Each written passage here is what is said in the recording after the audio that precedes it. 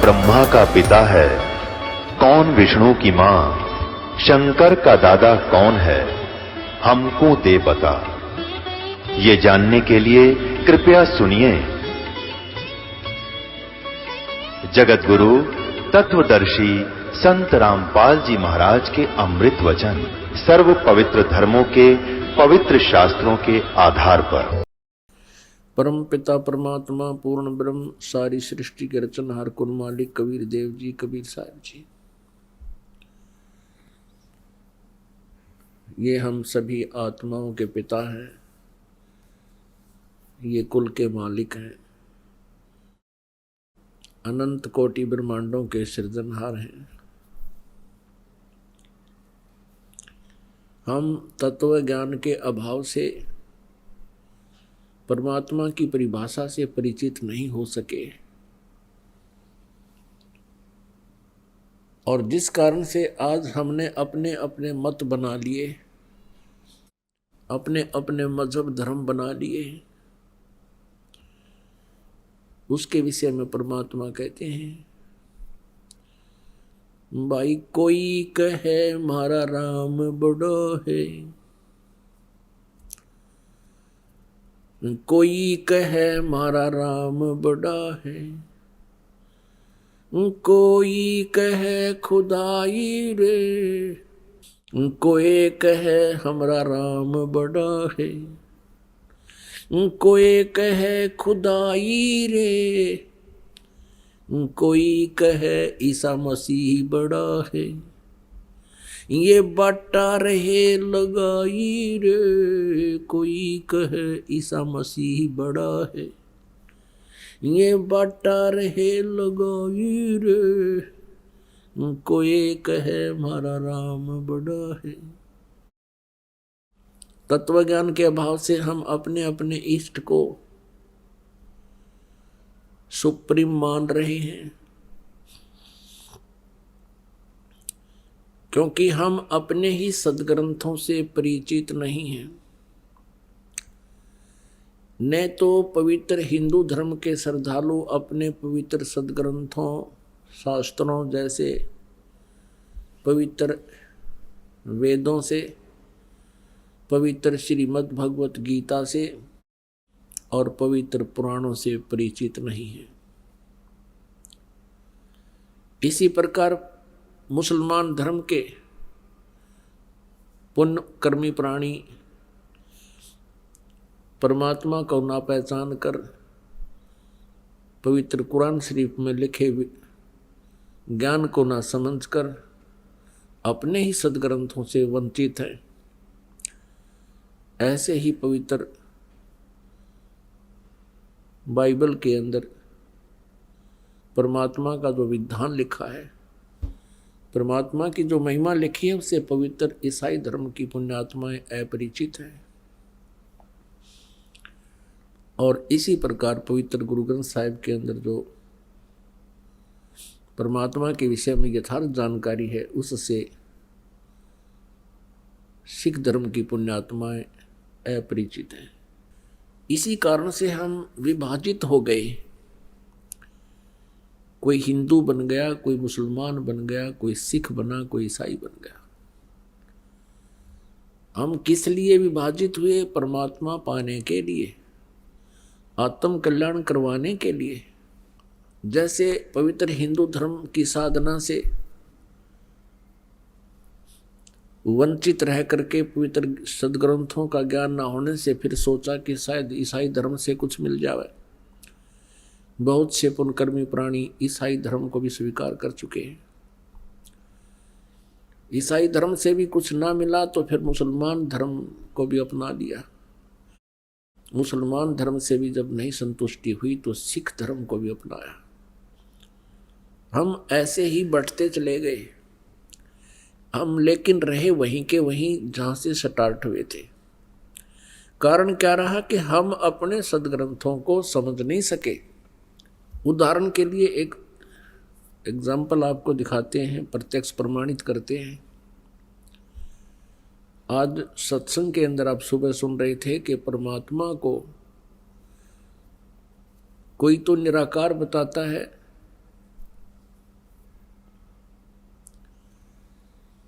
कि वो कभी जन्म नहीं लेता, वो सर्वव्यापक है। और कोई उसको साकार बताते हैं, और साकार रूप में वो क्या बताते हैं कि जो भी दृष्टि गोचर है ब्रह्मांड, चांद सूरज सितारे ग्रह, ये ही साकार रूप है परमात्मा का।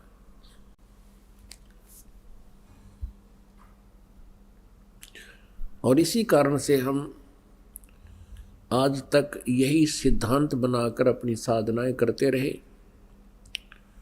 हम साकार मूर्ति रखते थे, भगवान विष्णु जी की पूजा करते थे। फिर भी कोई पूछता था, क्या आपको कुछ दिखाई देता है? क्या आप साधना करते हो? आपने भगवान देखा है? कैसा है परमात्मा? तो हम कहते थे वो तो निराकार है, दिखाई थोड़ा ही देता है।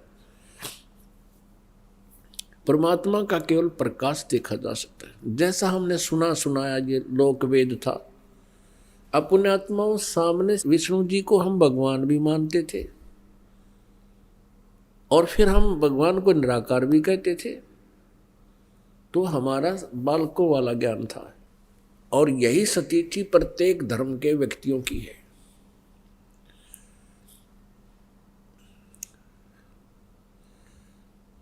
अब आपको बताते हैं परमात्मा कैसा है। परमात्मा परमेश्वर वो साकार है, नर आकार है, मनुष्य दृश्य है, और वो सतलोक में रहता है। सतलोक वो स्थान है जो कभी नाश नहीं होता। गीता जी अध्याय नंबर 18 के श्लोक नंबर 62 में उसी को शाश्वत स्थान कहा है, यानी सनातन परम था। और वहां जाने के बाद प्राणी का फिर कभी जन्म मृत्यु नहीं होता। अब जितने भी सतलोक की सचखंड की महिमा गाने वाले ये पंथ हैं, इनको कह का भी ज्ञान नहीं, सचखंड और ऊपर के लोकों का केवल सुना सुनाया ज्ञान परमात्मा कबीर जी की वाणी को उन्होंने रट रखा है। उसी का उल्टा सुल्टा अनुवाद करके इन बोली आत्माओं को भ्रमित कर रखा है, जो उनके अनुयायी हैं। सर्वप्रथम आपको पवित्र बाइबल से परिचित कराते हैं। पवित्र बाइबल के पढ़ने वालों से आप पूछिएगा परमात्मा साकार है व निराकार? वो कहेंगे परमात्मा निराकार है, और कहते हैं गॉड इज फॉर्मलेस। उन्होंने फिर पवित्र बाइबल को समझा ही नहीं। पवित्र बाइबल में लिखा है कि परमात्मा मनुष्य दृश्य है, और छठे दिन उस परमेश्वर ने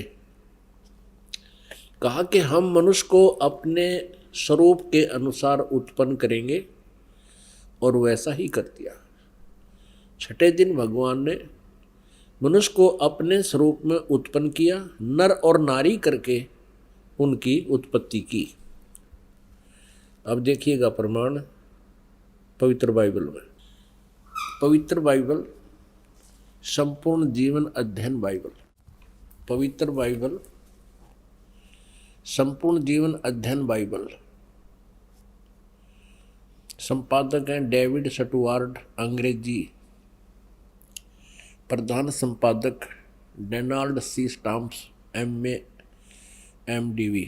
संयुक्त संपादक ये सारे कुछ लिखे इनके। ये USA से छपा है। अब ये देखिएगा उत्पत्ति, जिसको इंग्लिश में अंग्रेजी में बोलते हैं ये जेनेसिस। आरंभ यहाँ होता है। आदि में परमेश्वर ने आकाश और पृथ्वी की सृष्टि की। पृथ्वी बेडौल और सुनसान पड़ी थी, और गहरे जल के ऊपर अंधियारा था, तथा परमात्मा का आत्मा जल के ऊपर मंडराता था। जब परमेश्वर ने कहा कि उजियाला हो तो उजियाला हो गया, और परमेश्वर ने उजियाले को देखा कि अच्छा है, और परमेश्वर ने उजियाले को अंधियारे से अलग किया, और परमेश्वर ने उजियाले को दिन, अंधियारे को रात कहा। सांझ हुई फिर भोर हुआ, भोर माने सुबह। इस प्रकार ये पहला दिन की रचना की प्रभु ने, परमात्मा ने, परमेश्वर ने। फिर परमेश्वर ने कहा कि जल के बीच एक ऐसा अंतर हो कि जल दो भाग हो जाए, तब ऐसा ही हो गया। तथा इस प्रकार सांझ हुई फिर भोर हुआ, ये दूसरा दिन हो गया। फिर तीसरे दिन कुछ और रचना की, सांझ हुई फिर भोर हुआ, फिर ये तीसरा दिन हो गया। ये फिर सांझ हुई फिर भोर हुआ, ये चौथा दिन हो गया। कुछ और रचना की परमात्मा ने, चौथा दिन हो गया। फिर ये प्रश्न नंबर 5 पे, तथा फिर और बहुत सी रचनाएं की परमेश्वर ने, तो सांझ हुई फिर भोर हुआ, इस प्रकार ये 5वां दिन हो गया। अब हम 6ठा दिन पढ़ेंगे।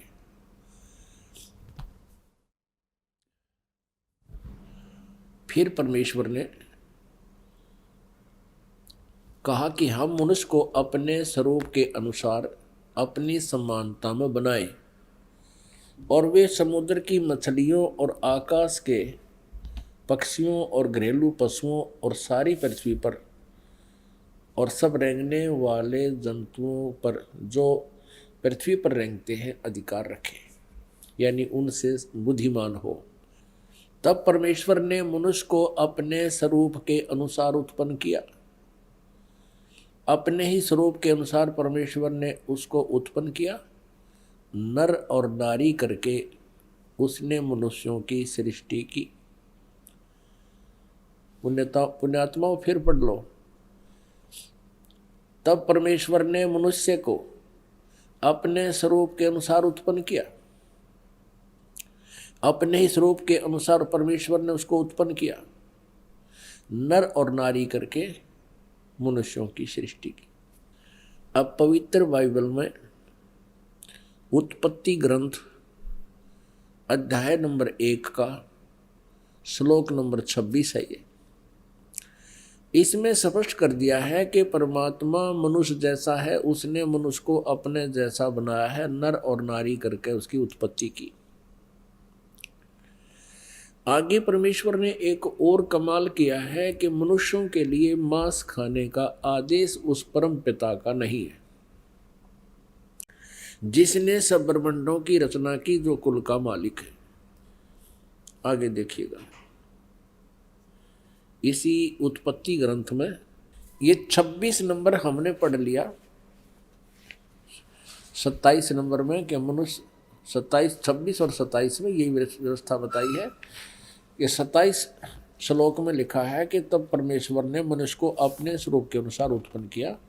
अपने स्वरूप के अनुसार परमेश्वर ने उसको उत्पन्न किया और नर और नारी करके मनुष्यों की सृष्टि की। अब 29 श्लोक में देखो, फिर परमेश्वर ने उनसे कहा, मनुष्यों को, सुनो, जितने बीज वाले छोटे छोटे पेड़ सारी पृथ्वी के ऊपर हैं और जितने वृक्षों में बीज वाले फल होते हैं, वे सब मैंने तुमको दिए हैं, वे तुम्हारे भोजन के लिए। अब पूर्ण परमात्मा का कोई आदेश नहीं है मांस आहार करने का किसी भी मनुष्य को, और ये कितना बुरी तरह खाते हैं ये ईसाई लोग। तब सांझ हुई फिर भोर हुआ, इस प्रकार 6वां दिन हो गया। ये और बहुत सी रचनाएं की इसके बाद। अब 7वां दिन देखो,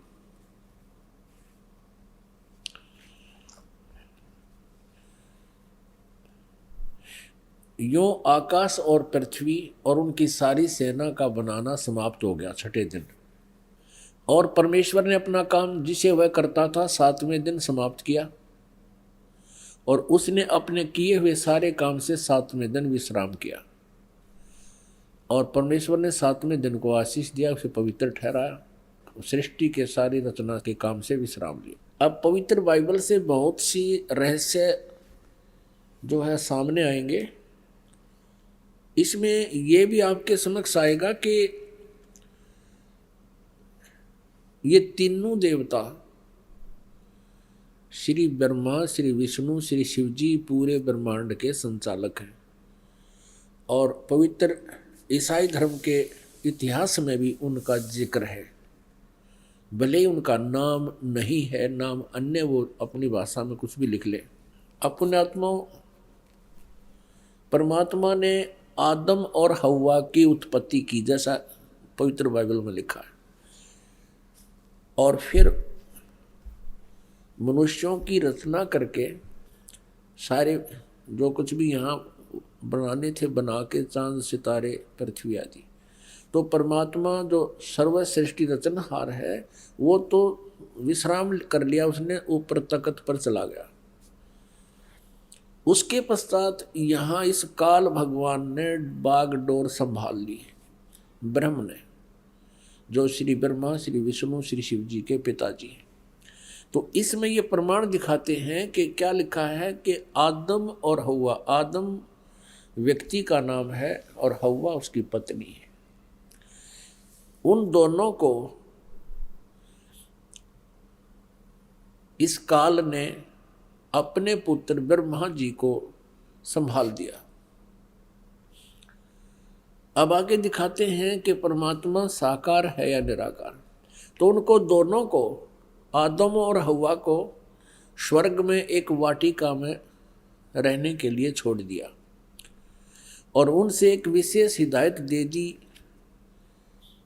भगवान ने, यहाँ के भगवान ने, कि तुमने इस वाटिका के अंदर और किसी भी वृक्ष का फल तुम खा सकते हो, लेकिन बीच में लगे हुए पेड़ों के फल को नहीं खाना, क्योंकि तुम खाओगे तो मर जाओगे। इसमें लिखा कि फिर कुछ दिनों के बाद एक सर्प आया। उस सर्प ने उनसे पूछा, आदम और हव्वा से कहा कि आप ये बीच वाले पेड़ के फल क्यों नहीं खा रहे हो? तो हव्वा ने सर्प से बताया कि हमारे को भगवान ने मना किया है और कहा कि तुम यदि बीच वाले फल खा लोगे पेड़ों के तो तुम्हारी मृत्यु हो जाएगी। तो सर्प ने कहा कि नहीं, ऐसा नहीं होगा, ये भगवान तुम्हें बहका रहा है, तुम नहीं मरोगे, बल्कि तुम्हें अच्छे और बुरे का ज्ञान हो जाएगा इसके फल खाने से। इसलिए भगवान तुम्हें धोखे में रखे हुए हैं कि कहीं तुम इस बीच वाले फल को, वृक्षों के फल को खा के अपने अस्तित्व को समझ सके, वो नहीं चाहता। अब हव्वा ने उस बीच वाले वृक्ष के फल को तोड़ा, आप भी खाया, अपने पति से भी खिला दिया। उस समय वो दोनों नंगे थे और उनकी ऐसी बुद्धि थी कि उनको शर्म नहीं आ रही थी एक दूसरे से। उस फल के खाने से उनको एहसास हुआ कि हमने ऐसे नहीं रहना चाहिए। तो उन्होंने अंजीर के पत्ते होते हैं बड़े बड़े, उन पत्तों को तोड़ा और अपने पर्दे पर बांध लिया। लिखा है इसमें पवित्र बाइबल में कि शाम के समय भगवान आया वाटिका में टहलने के लिए और उसने आवाज लगाया कि आदम और हव्वा तुम कहाँ हो? भगवान को देखकर उनकी आहट पाकर के वो छुप गए वृक्षों के बीच में और कहने लगे कि हम यहाँ बैठे हैं, हमें आपसे शर्म आ रही है क्योंकि हम नंगे हैं। तो भगवान ने कहा कि तुमने बीच वाले पेड़ों के फल को खा लिया? उन्होंने कहा कि हाँ, हमने बीच वाले पेड़ के फलों को खा लिया, जिस कारण से हमें अब एक दूसरे से शर्म आने लगी। इस बात से वह भगवान नाराज हुआ और उसने कहा कि तुमको किसने बताया ये पेड़ों के फल खाने को? हव्वा ने कहा कि सर्प ने बताया, सांप ने। अपने आत्मा हमने अपने मतलब की बातें लेनी है। ये तो बहुत बड़े सदग्रंथ हैं, ये तो एक वन है, आध्यात्मिक वन, और आध्यात्मिक वन से हमने जो जड़ी चाहिए अपने रोग निवारण के लिए उतनी ही निकाल लेंगे, बाकी ठीक है, बाग हरा भरा पड़ा ही रखा ही है। आपको ये और दिखाते हैं कि भगवान वाटिका में टहल रहा था, और ये भी दिखाते हैं पवित्र बाइबल में कि उसने कहा कि अब इस बीच वाले फल के पेड़ के फल को खाने से ये इंसान बुद्धिमान हो गया है, और कहीं ऐसा ना हो कि जीवन के वृक्ष वाले फल को भी ना खा ले और फिर ये अमर हो जावे। इसलिए उसको वाटिका से निकाल दिया उनको, और उनके चमड़े के कपड़े बनवाए भगवान ने। तो भगवान निराकार की तरह गया। कहाँ से हुआ निराकार, ये कहाँ से लाए ये थ्योरी, ये सिद्धांत, ये देखिएगा। ये हम पढ़ रहे हैं पवित्र बाइबल, और जेनेसिस 3 यानी 3रा अध्याय, मनुष्य का पतन, पृष्ठ नंबर 9 पे। यहोवा परमेश्वर ने जितने बनेले पशु बनाए थे उन सब में सर्प धूर्त था। उसने स्त्री से कहा, क्या सच है कि परमेश्वर ने कहा है तुम इस वाटिका के किसी वृक्ष का फल न खाना? स्त्री ने सर्प से कहा, इस वाटिका के वृक्षों के फल हम खा सकते हैं, पर जो वृक्ष वाटिका के बीच में है इसके फल के विषय में परमेश्वर ने कहा है कि न तो तुम उसको खाना और न उसको छूना, नहीं तो मर जाओगे। तब सर्प ने स्त्री से कहा, तुम निश्चय न मरोगे, वरन परमेश्वर आप जानता है कि जिस दिन तुम उसका फल खाओगे उसी दिन तुम्हारी आंखें खुल जाएंगी और तुम भले बुरे का ज्ञान पाकर परमेश्वर के तुल्य हो जाओगे। अतः जब स्त्री ने देखा कि उस वृक्ष का फल खाने के लिए अच्छा है और देखने में मन भाऊ और बुद्धि देने के लिए चाहने योग्य भी है, तब उसने उसमें से तोड़कर खाया और अपने पति को भी दिया, उसने भी खाया।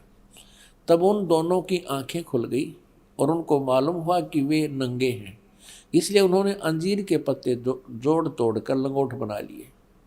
तब यहोवा परमेश्वर, जो कि दिन के ठंडे समय यानी शाम को या सुबह वाटिका में फिरता था, अब देखो, तब यहोवा परमेश्वर, यानी ये यहोवा कहो से परमेश्वर को, जो कि दिन के ठंडे समय वाटिका में फिरता था, घूमया करता था, का शब्द उनको सुनाई दिया, उसके पैरों की आवाज़ सुनाई दी। तब आदम और उसकी पत्नी वाटिका के वृक्षों के बीच में छुप गई। वृक्षों के बीच यहोवा परमेश्वर से छिप गए। तब यहोवा परमेश्वर ने पुकार कर आदम से पूछा, तू कहाँ है? जिस भगवान ने न्योय नहीं बेरा आदम किस है, तो बताओ परमात्मा है या नहीं, ये भी शंका होगी हमें। तब यहोवा परमेश्वर ने पुकार कर आदम से पूछा, तू कहाँ है? उसने कहा, मैं तेरे शब्द बारी में सुनकर डर गया, क्योंकि मैं नंगा था इसलिए छिप गया। अब उसने कहा, किसने? यहोवा परमेश्वर ने कहा कि किसने तुझे बताया कि तू नंगा है? जिस वृक्ष का फल खाने को मैंने तुझे मना किया, क्या तूने उसका फल खा लिया? आदम ने कहा, जिस स्त्री को तूने मेरे संग रहने को दिया है उसी ने उस वृक्ष का फल मुझे दिया और मैंने खाया। तब यहोवा परमेश्वर ने स्त्री से कहा कि तूने यह क्या किया है? स्त्री ने कहा कि सर्प ने मुझे बहका दिया, तब मैंने खाया।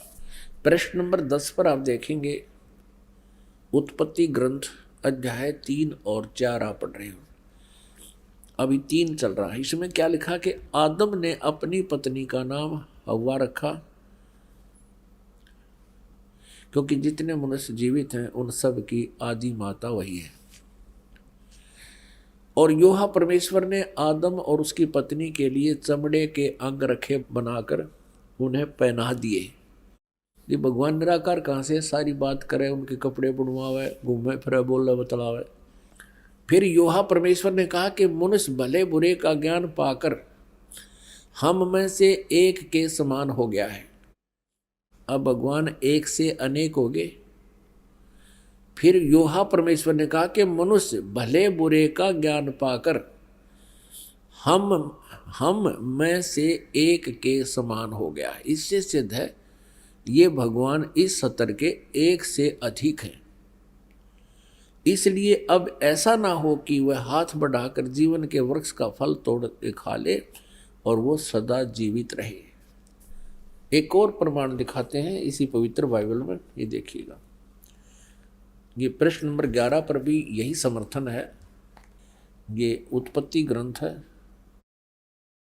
4-5 अध्याय हम चल रहे हैं। अब 5वां अध्याय में भी यही स्पष्ट किया स्टार्ट में, आदम से नूह तक का इसमें जिक्र है, विवरण है। आदम की वंशावली यह है कि जब परमेश्वर ने मनुष्य की सृष्टि की तब अपने ही स्वरूप में उसको बनाया। अब डबल दूसरी बार फिर यहाँ पर प्रमाणित कर दिया कि परमेश्वर ने मनुष्य की सृष्टि की तब अपने ही स्वरूप के में उसको बनाया। उसने नर और नारी करके मनुष्य की सृष्टि की और उन्हें आशीष दी और उनकी सृष्टि के दिन उसका नाम आदम रखा। अब स्पष्ट हो गया, 2 बार फिर कह दिया। अब आगे दिखाते हैं, ये भी दिखाते हैं कि ये 3 हैं जो इनको कंट्रोल करते हैं। किसको? ईसाई धर्म को। ये देखिए, वो 3 हैं, 3 का भी प्रमाण आपको देते हैं। ये देखिएगा, ये है 24 पृष्ठ और वही उत्पत्ति यानी जेनेसिस 17-18। 3 अतिथि। अब्राहम ममरे के बांज वृक्षों के बीच कड़ी धूप के समय तंबू के द्वार पर बैठा हुआ था अब्राहम। तब योहा ने उसे दर्शन दिया। उसने आंखें उठाकर दृष्टि की तो क्या देखा कि 3 पुरुष उसके सामने खड़े। ये तीनों ब्रह्मा विष्णु महेश। जब उसने उन्हें देखा तब उनसे भेंट करने के लिए तंबू के द्वार से दौड़ा और भूमि पर गिरकर दंडवत किया की और कहने लगा, हे प्रभु, यदि मुझ पर तेरी अनुग्रह दृष्टि है तो मैं विनती करता हूँ, अपने दास के पास से चले न जाना। मैं थोड़ा सा जल लाता हूँ और आप अपने पांव धोकर इस वृक्ष के नीचे विश्राम करें। फिर मैं एक टुकड़ा रोटी ले आऊँ और उसे आप अपने अपने जीव के को तृप्त करें, तब उसके पश्चात आगे बढ़ें, क्योंकि आप अपने दास के पास इसलिए पधारे हैं। उन्होंने कहा, जैसा तू कहता है वैसा कर। अब देखो पुण्यात्मा, इस पवित्र बाइबल ने ये सिद्ध कर दिया कि परमात्मा मनुष्य सदृश्य है, वो साकार है, मनुष्य जैसा है, क्योंकि उसने मनुष्यों की सृष्टि अपने स्वरूप के अनुसार की है।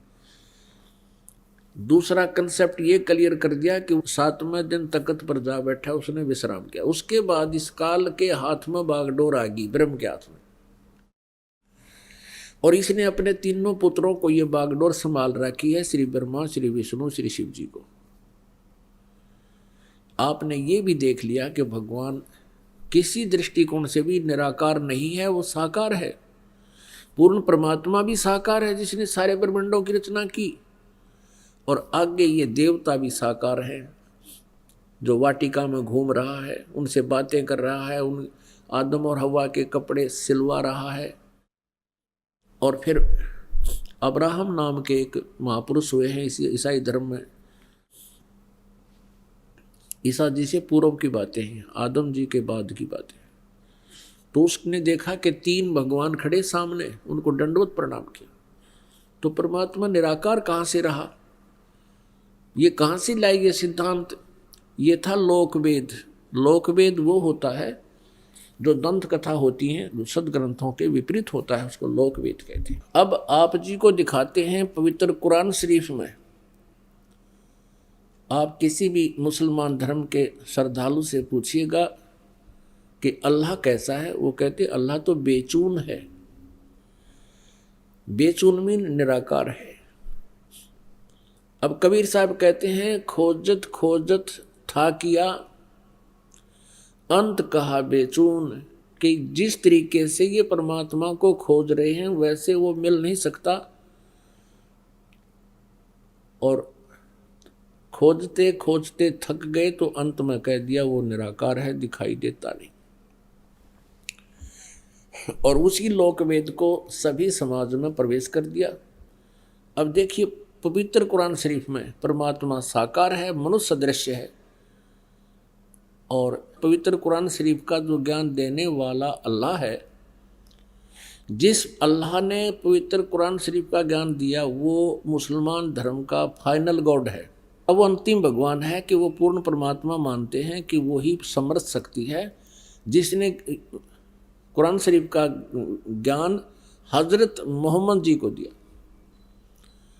अब दिखाएंगे कि वो ही कुरान शरीफ के ज्ञान देने वाला अल्लाह कहता है कि और एक सुप्रीम गॉड है और उसका ज्ञान मैं भी नहीं रखता, यानी कुरान शरीफ के ज्ञान देने वाला अल्लाह भी उस पूर्ण परमात्मा के ज्ञान से अपरिचित है। उसके लिए ऑप्शन छोड़ दिया है कि किसी बाखबर से पूछो। इसी प्रकार पवित्र श्रीमद् भगवत गीता अध्याय नंबर 4 के श्लोक नंबर 34 में कहा है, गीता ज्ञान देने वाला अल्लाह भी वही है और कुरान शरीफ का ज्ञान देने वाला अल्लाह भी वही है। अब पवित्र श्रीमद् भगवत गीता जी अध्याय नंबर 4 के श्लोक 34 में कहा है, अर्जुन उस तत्व ज्ञान को जो परमेश्वर ने स्वयं आकर अपने मुखारविंद से बोला है, चौथे अध्याय के 32वें श्लोक में जिसके विषय में कहा है, उस सच्चिदानंद घनम की वाणी को, यानी उस तत्व ज्ञान को तू तत्वदर्शी संतों के पास जाकर समझ। उनको दंडवत प्रणाम करने से, सरलतापूर्वक प्रसन्न करने से वह तत्वदर्शी संत तुझे उस परमात्म तत्व का ज्ञान बताएंगे। इससे सिद्ध है कि पवित्र गीता जी का ज्ञान देने वाला वो भगवान भी अपरिचित है उस कंप्लीट स्पिरिचुअल नॉलेज से और उस परम अक्षर ब्रह्म से, पूर्ण परमात्मा से। अब देखिएगा पवित्र कुरान शरीफ, देखिएगा पवित्र कुरान शरीफ, इसके विषय में लिखा है कि यह वह इलामी किताब है जिसमें कोई संदेह की गुंजाइश नहीं। भाव ये है कहने का कि इसमें जो लिखा है हमें पूर्ण रूप से मान्य है। अब इसमें मुतरजम यानी शास्त्रीय अरबी पद्धति पर नागरी लिपि में रूपांतरकार हैं नंद कुमार अवस्थी, शेरवानी संस्करण।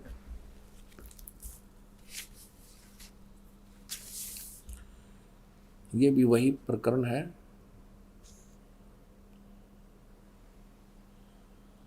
प्रकाशक है लखनऊ किताब घर, मौसम बाग, सीतापुर रोड, लखनऊ। हम इसकी सूरत फुरकानी 25 नंबर, सूरत फुरकानी में देखेंगे, ये 25 नंबर है, प्रश्न नंबर 604 पे ये कुरान शरीफ, और यहाँ देखिएगा इसके 52 नंबर आयत से हम प्रारंभ करेंगे। 52 नंबर से, फला तुतियल काफिरन व जाहिदुम बीही जिहादन कबीरन। अब इसी का इन्होंने, ये तो है अरबी भाषा देवनागरी लिपि में लिख दी, ये है अरबी भाषा उर्दू भाषा में लिखी है, उर्दू लिपि में ये सारा, और यही भाषा फिर हिंदी में लिख दी इन्होंने। जिस प्रकार ये उर्दू में लिखी है, भाषा ये अरबी है, इसका अनुवाद भी इन्होंने यहाँ किया है। देखिए ये 52 नंबर है। अब कुरान शरीफ के ज्ञान देने वाला अल्लाह हजरत मोहम्मद जी से कह रहा है कि ए पैगंबर, तुम काफिरों का कहा न मानना, और इस कुरान की दलीलों से, यानी मैं तुझे जो ज्ञान दे रहा हूँ उनका सामना बड़े जोर से करो। इन्होंने इस कबीर का अर्थ जिहादन कबीरन, इन्होंने कबीर का अर्थ यहाँ बड़ा कर दिया। अब किसी ना किसी अक्षर का, शब्द का अर्थ तो होता ही है। अब इसका वास्तविक अर्थ क्या होता है ये दास बताएगा। इसका अर्थ ये है कि हजरत मोहम्मद को कुरान शरीफ के बोलने वाला अल्लाह कह रहा है कि जो कबीर नाम का भगवान है, कबीर अल्लाह है, जिसे ये अल्लाहु अकबर बोलते हैं, अल्लाह अकबर, अल्लाह कबीर। अल्लाह कबीर का अर्थ है वो ये करते हैं बड़ा भगवान। यदि इन्हीं के शब्दों में हम ये माने कि वो बड़ा भगवान है, जिसकी तरफ कुरान शरीफ के ज्ञान देने वाला अल्लाह हजरत मोहम्मद को कह रहा है कि वो बड़ा जो भगवान है, उसके विषय में ये अन्य व्यक्ति जो काफिर हैं, जो उस बड़े भगवान को नहीं भजते हैं, वो काफिर हैं और वो विश्वास नहीं करते इन बातों पर जो मैं तुझे बता रहा हूँ कि कबीर इज गॉड, कि वो अल्लाह है, वो बड़ा भगवान है। तो तू उनकी बातों में मत आना और मेरे द्वारा दिए गए इस कुरान शरीफ के ज्ञान पर विश्वास रखना और उनकी बात नहीं मानना। इसके लिए तू संघर्ष करना, कबीर के लिए संघर्ष करना, जिहादन कबीरन, इस कबीर भगवान के लिए। कबीर अल्लाह, वो कबीर अल्लाह है, वो कबीर परमात्मा है, सारी सृष्टि का रचनहार है। तो मेरी बातों पे विश्वास कर। और ये काफिर नहीं मानते उस कबीर को, उस भगवान को, उस समर्थ शक्ति को। तू उनकी बातों में मत आना और मेरे द्वारा दिए गए कुरान शरीफ के इन दलीलों पर विश्वास करना और इनके साथ संघर्ष करना, लड़ना नहीं। जिहाद का अर्थ कोई लठ बजाना नहीं, संघर्ष करना। ये चाहे तुझे तंग करें या दुखी करें, लेकिन तू इनकी बातों को मत मानना। इतनी सी बात है। अब यहाँ पर जो कबीर शब्द है, इसमें कबीरन शब्द है, तो दूसरी कुरान मजीद है, पवित्र मजीद है, वो दिखाते हैं। ये पवित्र कुरान मजीद और कुरान शरीफ के और नाम का अंतर है, जो के तो अक्सर हैं, मतलब लाइन पंक्ति का भी अंतर नहीं है, फिर भी इससे बहुत कुछ कंसेप्ट क्लियर होगा। देखिएगा, यह है पवित्र कुरान मजीद, प्रकाशक हैं आसिफ बुक डिपो, 422 मटिया महल, जामा मस्जिद, दिल्ली 6। कुरान मजीद हिंदी मुतरजम मा अरबी मतन, तर्जुमा मौलाना फ़तेह मोहम्मद खान साहिब जालंधरी, तसही मौलाना अब्दुल मजीद सरवर साहिब, प्रकाशक है Farid book depot private limited, नई दिल्ली। यह है सूरत फुरकानी, जो की त्यों, सूरत फुरकानी 25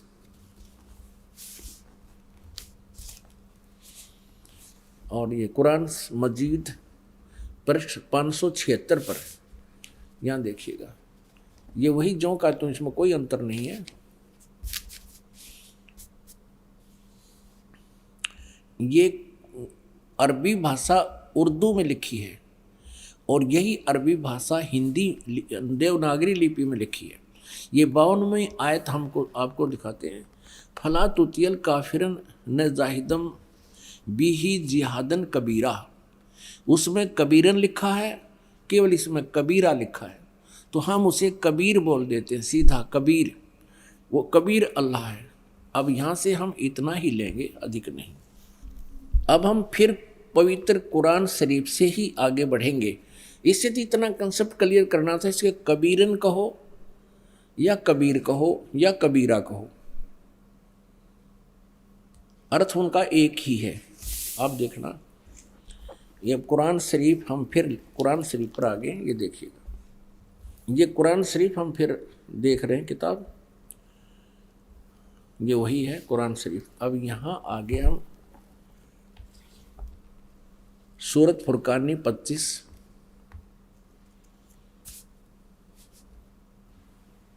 पृष्ठ नंबर 604 पे, और ये वही है नीचे 52वीं आयत।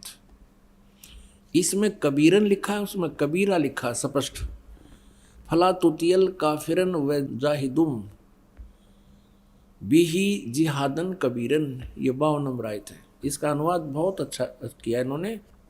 एक पैगंबर, तू काफिरों का कहा न मानना, और इस कुरान की दलीलों से, यानी मैं जो तुझे ज्ञान दे रहा हूँ, उनका सामना बड़े जोर से करो। अब इसका अर्थ ये है कि वो कबीर नामक परमात्मा है और ये काफिर नहीं मानते इस कबीर इज गॉड, और तू भी उनकी बात मत मानना, संघर्ष करना इसके लिए। और ये अब देखना 53, 54, 55, 56, 57, 58, 59 आयत में कितना क्लियर किया है, ये देखिएगा। ये 607 पृष्ठ पे है।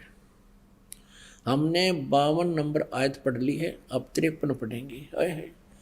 और वही है, वो कबीर नामक अल्लाह वही है जिसने 2 दरियाओं को मिला चलाया, एक का पानी मीठा प्यास बुझाने वाला और एक का खारी कड़वा, और दोनों के एक आड़ और मजबूत रोक बना दी। अब 54 पढ़ेंगे, ये 53 पूरी होगी। और वही है जिसने पानी की बूंद से आदमी को पैदा किया, फिर उसको साहिबे नसब यानी किसी का बेटा या बेटी, और ससुराल वाला यानी किसी का दामाद बहू बनाया। और तुम्हारा परवरदिगार, यानी देखो स्पष्ट कर रहा है, कुरान शरीफ के ज्ञान देने वाला अल्लाह हजरत मोहम्मद को कह रहा है कि वह तुम्हारा परवरदिगार हर चीज के करने में शक्तिमान है, सतगुरु जो चाहे सो कर ही, 14 कोट दूत जमडर ही। और काफिर अल्लाह के सिवा ऐसों को पूजते हैं जो न उनको नफ़ा पहुंचा सकते हैं और न उनको नुकसान, यानी अन्य देवताओं को पूजते हैं, वो उनको ना लाभ दे सकते ना हानि दे सकते, वो काफिर हैं। और काफिर तो अपने परवरदिगार से पीठ दिए हुए हैं, मुंह मोड़े हैं। अब 55 पढ़ ली, अब 56 है। ए पैगंबर, हमने तुमको खुशखबरी सुनाने और सिर्फ अजाब से डराने के लिए भेजा है। अब 57 में, इन लोगों से कहो कि मैं तुमसे इस अल्लाह के हुक्म पर कुछ मजदूरी नहीं मांगता, हाँ जो चाहे अपने परवरदिगार तक पहुंचने की राह इख्तियार कर ले।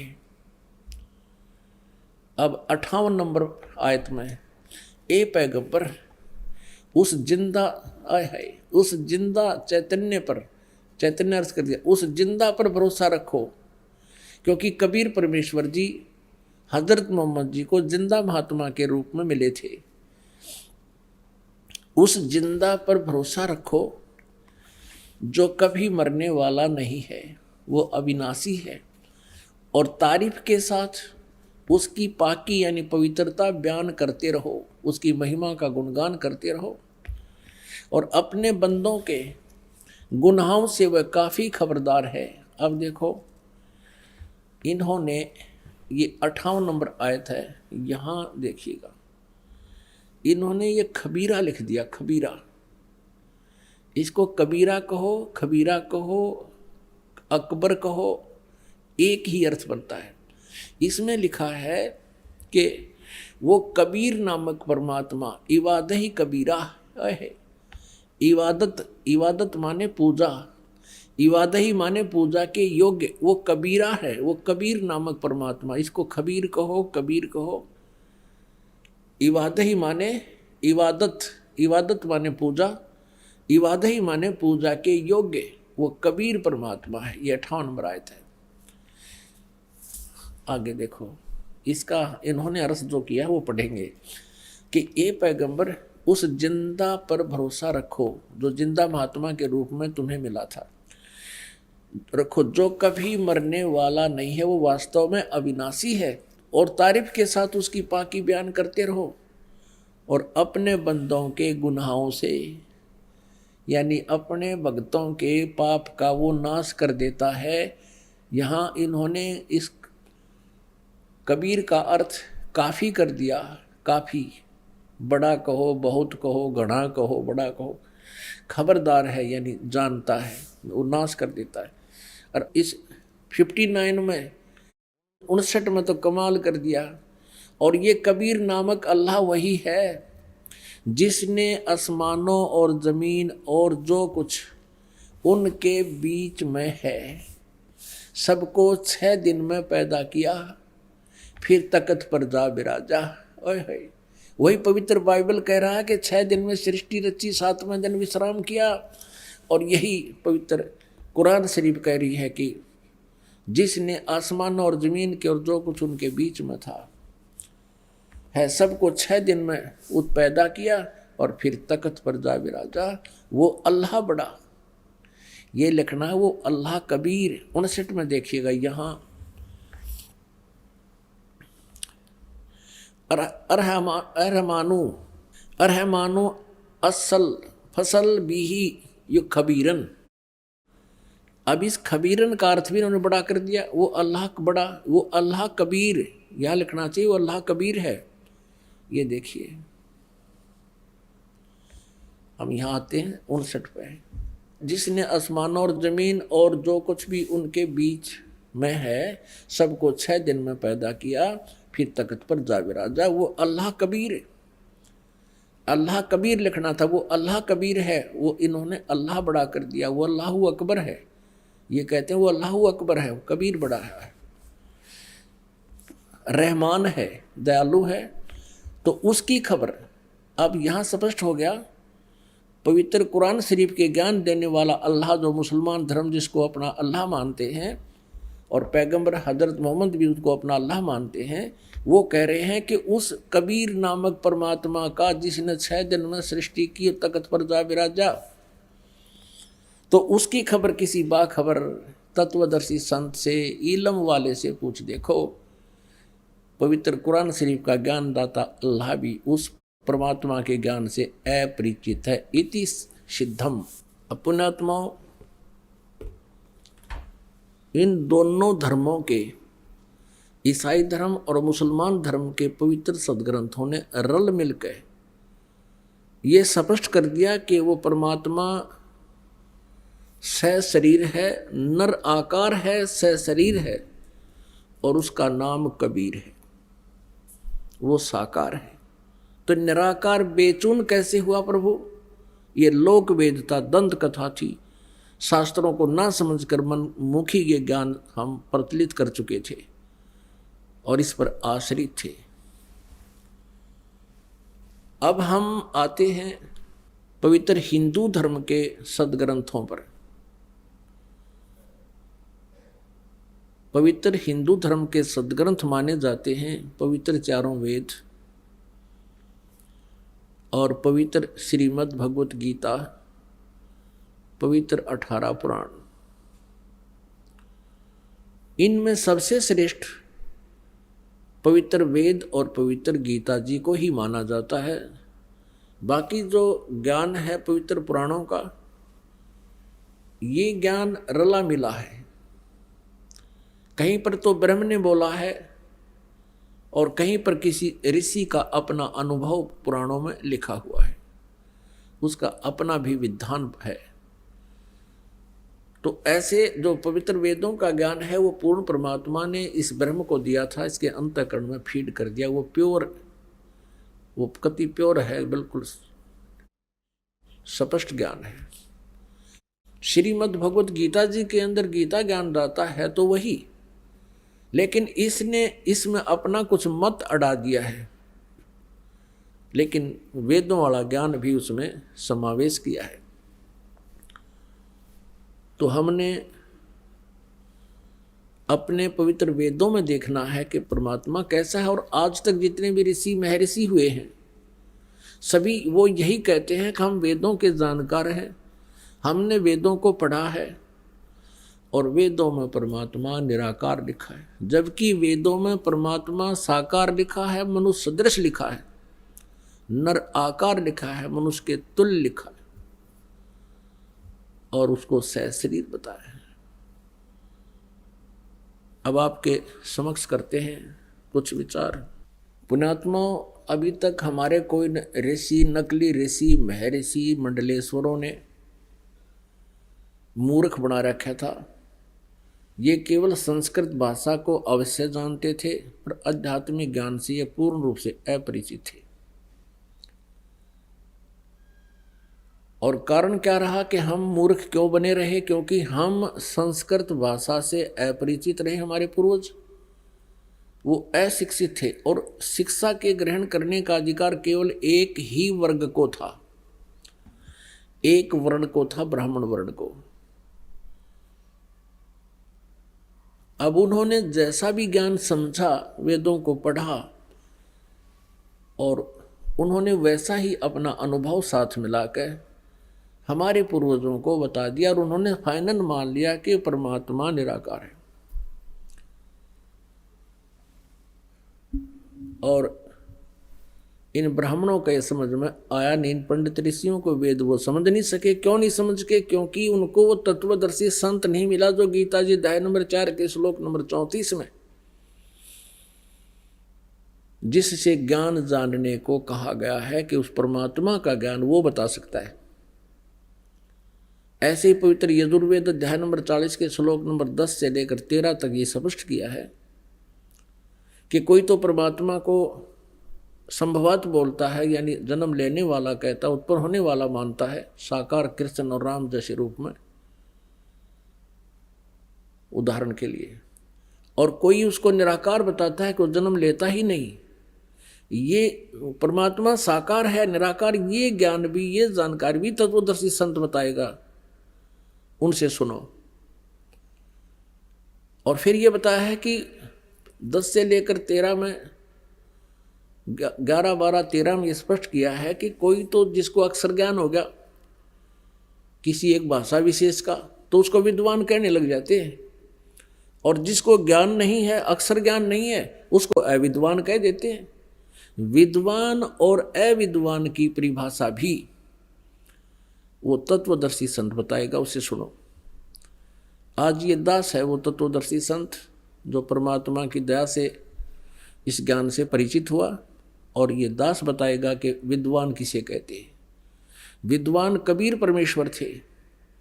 विद्वान परमेश्वर, परम पूज्य परमेश्वर कबीर जी थे, जिनको धानक और जुलाहा कह करके, एक कवि कह करके उसकी हिस्ट्री शीट को बंद कर रखा था और उसको रिजेक्ट करके डाल दिया था कि वो तो एक अशिक्षित था। नहीं, वो सब वेदों के ज्ञाता थे, सब सदग्रंथों के ज्ञाता थे, सब ब्रह्मांडों के रचयिता थे।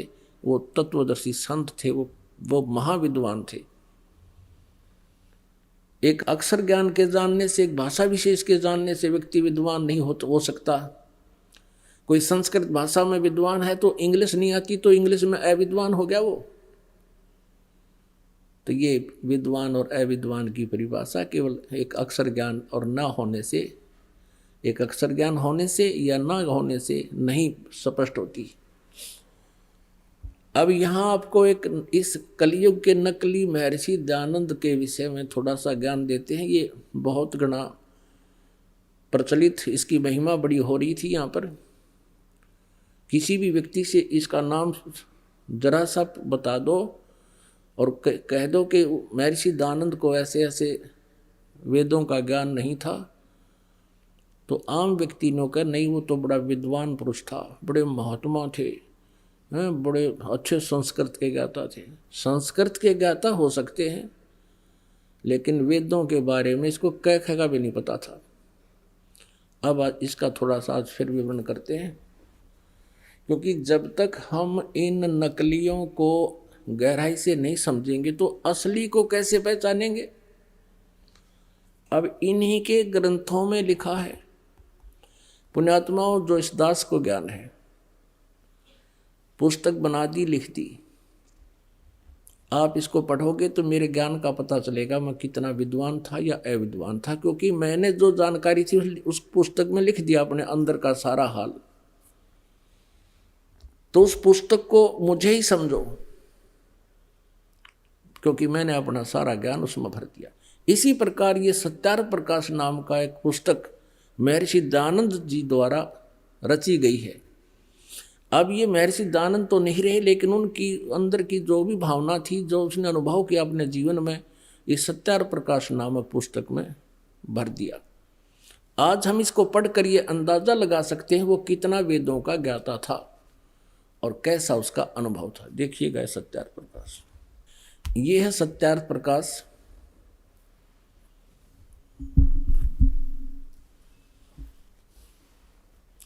और ये है महर्षि दयानंद। अब देखो, इनके इस चित्र को देख कर आदमी कटका मर जाए इसके ऊपर है। अब बड़ा विद्वान था, ओहो, बड़ी साधना करता होगा।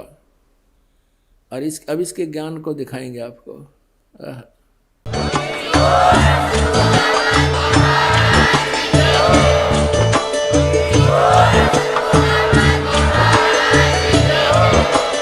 आप सुन रहे थे जगत गुरु तत्वदर्शी संत रामपाल जी महाराज जी के मंगल प्रवचन। अधिक जानकारी के लिए विजिट कीजिए हमारी वेबसाइट www.jagatgururampalji.org। संत रामपाल जी महाराज जी के शुभ आशीर्वाद से पूरे विश्व भर में 500 से भी ज्यादा नाम दीक्षा केंद्र हैं, जिन पर संत रामपाल जी महाराज जी द्वारा ऑनलाइन निशुल्क नाम दीक्षा दी जा रही है। अपने नजदीकी नाम दीक्षा केंद्र का पता करने के लिए संपर्क करें 8222880541।